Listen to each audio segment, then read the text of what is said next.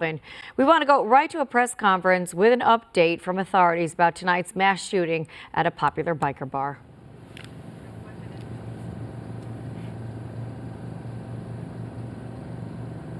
And as we wait for authorities to begin addressing the media here and updating the situation, this is a shooting that happened around 7:30 tonight at a bar called Cook's Corner, a very popular rustic biker bar. And apparently, what we understand, the latest numbers will indicate that in that shooting, 4 people were left dead, including the suspected gunman. 6 others were injured and were taken to the hospital, at least one of them in critical condition, possibly more. And we understand again that this happened around 7:30 tonight. This is in the Trabuco Canyon area where El Toro Road meets Live Oak Canyon Road. Yes, and we've been listening to witnesses throughout the evening, and we're hearing that the shooter came in through the door. He had a light blue shirt on, and the witness said he had 2 guns in his hand and just started opening fire on people. Hi, good evening. I'm Sergeant Frank Gonzalez. I'm the Public Information Officer for the Orange County Sheriff's Department. First, I want to thank you guys for your patience, for being out here, and our condolences go out to everybody that was affected in this event. It's a tragic event. We'll have 2 speakers giving an update tonight. From the Orange County Sheriff's Department, Under Sheriff Jeff Halleck, and from the Orange County Fire Authority, Chief Brian Fennessy. They'll be answering questions after their remarks.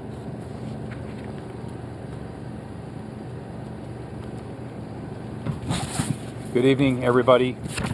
I want to start by thanking everybody for being here. As you would expect, tonight has been a very, very difficult night for everybody involved, for the entire community. I want to start by offering condolences to the families of the victims and the entire Trabuco Canyon community. Cook's Corner, the location where this tragic incident occurred, is truly a beloved part of the Trabuco Canyon community. So a little bit of information about what happened tonight. At about 7:04 p.m., deputies responded to multiple 911 calls of shots being fired at Cook's Corner. The caller stated that the male fired 4 to 6 shots. About 2 minutes later, at 7:06 p.m., deputies arrived on scene and dispatch could hear gunshots in the background. At 7:08 p.m., deputies then confronted a male subject that was armed with a gun. At that point, a deputy-involved shooting occurred, and that involved multiple deputies. At this point, the man believed to be involved in the shooting is deceased at the scene. At least 1 weapon has been recovered at the scene, and we have been made aware that the suspect may be retired law enforcement. We are working to confirm that information as we speak. I want to remind everyone that we are just 3 hours from the time that this shooting occurred. We still have a number of people, a number of witnesses that we need to interview, and we're going to be processing the scene throughout the night. So I ask that you be patient. We're trying to provide as much information as we can. But again, it's a very complex and detailed scene, and we have folks out there working throughout the night processing the scene. I want to thank our partners from the Orange County Fire Authority for their assistance and their response. And I want to thank also the Trauma Intervention Program who responded. They are a group of volunteers who respond and assist with many of our victims' families, witnesses, and those that experienced and observed this really tragic incident. I also want to thank our federal partners from the FBI and the ATF who are here also assisting as needed. And at this point, I will turn it over to Chief Brian Fennessy to provide an update.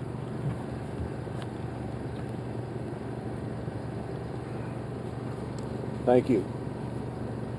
At 7:05 p.m., Orange County Fire Authority firefighters responded to assist the Orange County Sheriff's Department for a report of a shooting and immediately entered into unified command with the Orange County Sheriff's Department.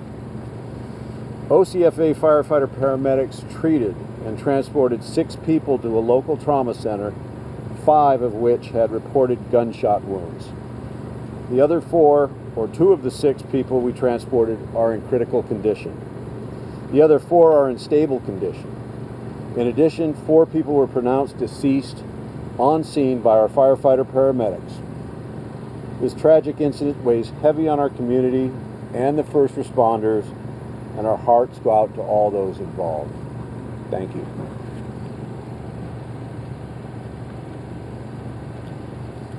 As I mentioned just a few minutes ago, obviously we're only a couple of hours removed from this incident, so we're willing to take a few brief questions, but please be patient with us as we don't have a lot of detail. Michelle. Jeff, what's going to tell us about the fact that this is possibly a domestic violence incident? Gun shot his wife inside of the car?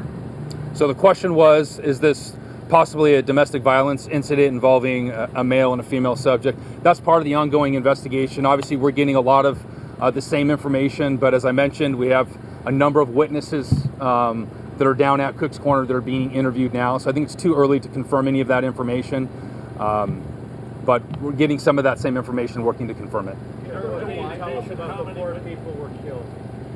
I'm sorry. What can you tell us about the 4 people that were killed? Were their ages and were they women, men? The question was about the 4 that are deceased. I don't have any of the information. I don't know gender or age or any details at this point. Can you go into why you think that the shooter may have been from law enforcement and having been in contact with the Ventura County Police Department, Ventura Police Department, and is the former officer out there? The question was about whether or not the shooter was a prior law enforcement. We are just getting some of that preliminary information. It's way too early to confirm any of that, whether it's a specific agency, whether he's actually retired or where he retired from. But we're working to confirm that and would expect to have that information maybe tomorrow if in fact it's true. From scene, from people who knew him on scene, or was that? I don't have those details. I'm sorry. Jeff, what do you know about the guns so far? We heard from a witness that he came in with 2 handguns that went to a truck and recovered either a rifle or a shotgun. What can you tell us about the guns and ammo? Yeah, the question was about weapons that may have been used. The only information is what I said earlier. We recovered at least 1 weapon. As to what type of weapons they are, or whether he went and retrieved another one, I don't have that information. Can you describe again, Jeff, the encounter with your deputy's truck? Please tell us, and what was dispatched during? Again, very brief. Deputies were on scene very quickly, within a couple of minutes. As they arrived on scene, when they key up their radio, dispatch can obviously hear what is happening around them oftentimes. And it is our understanding that dispatch could hear gunshots going off in the background. Was there an exchange of gunfire between the responding deputies and the alleged shooter? I don't know if it was with the alleged shooter. I know there was a deputy involved shooting involving multiple deputies.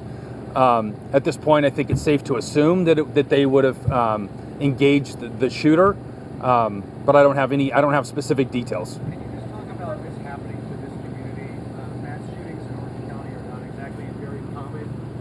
What it's like to be here when this happened, what this community is feeling tonight? It's obviously a horrible and a tragic situation. These types of shootings are not commonplace here in Orange County. Fortunately, when these things do happen, I think we have some of the best and most well-trained professionals that respond in the Sheriff's Department and the Orange County Fire Authority. But as you mentioned, yes, it's an absolute tragic event and something that I know is probably weighing very heavy on the entire Trabuco Canyon community. Cook's Corner, I mean, it's a staple here in South Orange County, in this area of Orange County, so it's a significant thing. Jeff, do you have any estimate of how many witnesses or detectives are now pulled aside to talk to, trying to get a sequence of events? What happened? Why it happened? I'm hearing upwards of 30 to 40 witnesses possibly. These are people who were not injured, not wounded in any way by what happened. They just got out of the scene. That's my understanding, yes. When you guys went in to do this, what's your protocol on that issue? Was it arrest or was it neutralize the threat? Which way did it go? I don't want to get too much into that because I don't know the specifics of the incident other than that there was somebody shooting, but our training, our protocol tells us that we would engage that suspect, yes. So you're under arrest, raise your hand, stuff like that. That's all going to be dependent on the situation. I don't want to speculate at this point because I don't know exactly what the deputies encountered when they arrived. Yes, that's correct. That's not including the guns.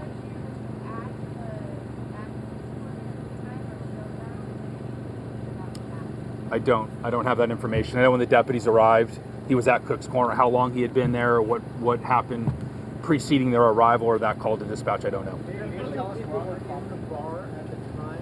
And if there a relocation center at all for people wondering where their loved ones may be? And where are those loved ones if they're missing? So I don't know the exact number. As I mentioned, we've got investigators down at the scene that are interviewing folks. We don't have any type of a reunification center, but those people obviously would have the ability to reach out to loved ones and let them know that they're okay. I don't have that information. Orange County Fire Authority may have some of those details. We know that 6 were transported, as the chief said, 2 were critical. All of the casualties inside the confines bar itself, outside. I don't have those specifics. I'm sorry. Where the shooter was engaged, because there's a video that says the shooter went back out to his truck to reload and there was shot at that point. Yeah, and that question was asked, and I don't have those specifics at all. I'm sorry. It's just too early. Again, I apologize. It's just only a couple of hours removed, and it's just important that we get through all of the witnesses to find out truly what happened. And obviously, if there's any video available, those types of things, we're working on all of that now. I don't know, but if there are, that would be some of the first things that we would look at. Children or families put in harm's way there inside of that establishment today? I would assume. I don't know if there were children there. I don't know the number of people. Based on the number of people that we have to interview and witnesses that are down there, it sounds like there was a number of people there this evening. All of the people that were killed were with not confirming. I cannot confirm that. I'm sorry. Confirm an age range? I don't know. I'm sorry.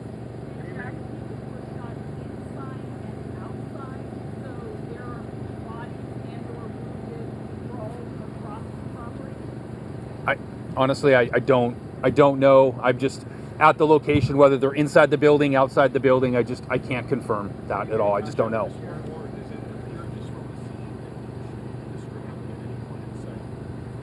That, I don't know. That's going to be involved with the witnesses and speaking to the deputies and so forth, but I don't know how that actually happened. I'll take one more question. Were there other law enforcement officers that were already at Cook's Corner on duty or? Not, it's possible, but not that I'm aware of at this point. So, all right. Thank you very much. Are you at the suspect's home right now, Jeff? There's an investigation that's going on at this point, so I don't have that information, and we're not prepared to share that. So thank you, everybody, for being here tonight. We appreciate it.